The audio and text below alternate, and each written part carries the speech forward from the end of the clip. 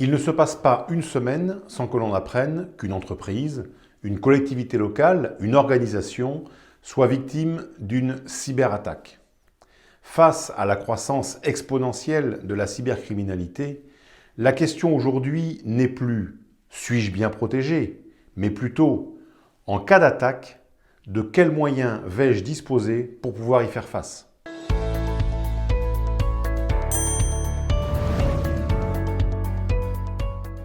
Dans cette vidéo, nous allons vous parler de prévention, car la prévention est très importante en la matière.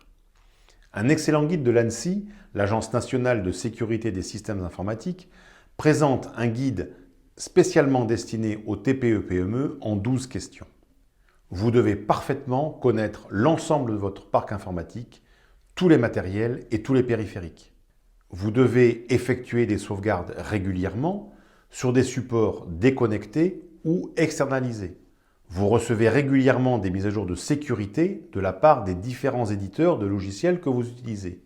Il est impératif de les mettre en œuvre régulièrement. Les mots de passe.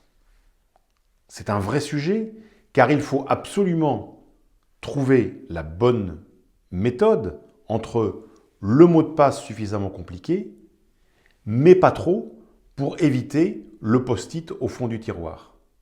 Le pare-feu qui protège l'ensemble de vos installations doit lui aussi être mis à jour très régulièrement. La sécurisation de la messagerie est également un enjeu important. Nous vous conseillons d'utiliser une messagerie professionnelle. Il n'est pas logique que tous les collaborateurs d'une entreprise aient accès à toutes les données. Ils n'en ont sans doute pas besoin. Veillez donc à bien cloisonner les accès à vos différentes données. Les outils nomades sont des vecteurs importants de cyberattaques, ils doivent donc être également recensés et contrôlés. Enfin, la sensibilisation des collaborateurs est un élément important afin d'éviter ce que l'on appelle le clic malheureux. Tous ces points sont d'importance et devront être traités complètement au sein de l'entreprise. Il reste l'humain au cœur du système.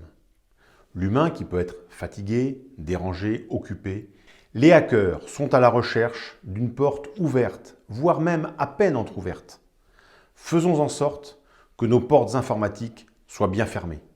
Et si malgré tout cela, et peut-être plus encore, mon entreprise est victime d'une attaque, de quels moyens vais-je pouvoir disposer pour y faire face?